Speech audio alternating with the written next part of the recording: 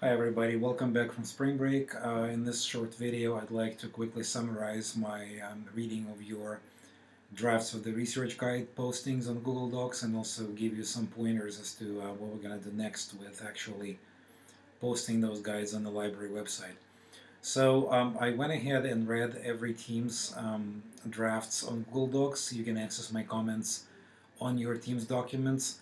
Basically, I think everybody's on the right page, on the right track. A couple of suggestions I had pretty much across the teams is to think about including some brief evaluations as to the usefulness of specific sources to specific projects and audiences. For example, most of you, not all of you, but most of you wrote good summaries of the sources, and that's great. I think the summaries work well in all cases. However, to make your guides more useful for specific kinds of research and for specific projects, consider including maybe a sentence or two for each source as to how that source might be useful for a specific kind of research. So, for example, you might say, in this source, such and such a topic is being tackled. This kind of source, this kind of resource would be useful for researchers interested in finding out more about social presence, learning theories, whatever it may be. And here's a summary of the argument that is being advanced. A couple of drafts already do that, and I'd like you to consider including those such quick, brief evaluations into your annotations. Now, our contact at the library, John Venasek, the librarian who has given us access to the research guide website, will create pages on the research guide for everybody in the class. He will name them according to the last names of the students in the class, and so when you go to the research guide page, which I will link again to the class website, you will see your name listed on the front page of the research guide. By clicking on that name, you will be able to edit the page. To edit the page, you can change its title. You can obviously add resources from your research guide draft.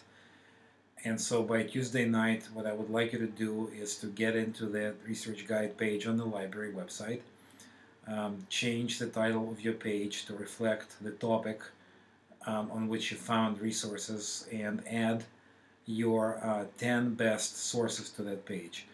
This way, on the front page of the guide, we will have listed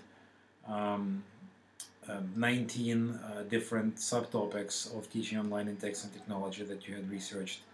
And then when the users click on each of those links, they will get to your page with your resources and your annotations.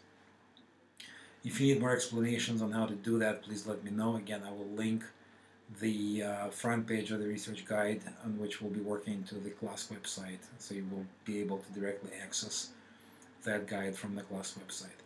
Now, also remember that I'm asking you to write brief, what I call meta text for your page, and basically this should probably be one paragraph, 2 paragraphs max at the top of your page, where you explain, kind of contextualize, give a general idea of your sources of your page to any potential readers or users. Nothing too fancy, nothing too detailed, but basically given your rhetorical situation that you would like people to use these resources in their own research, what can you tell them about your findings? What can you tell them about the kinds of sources you're including?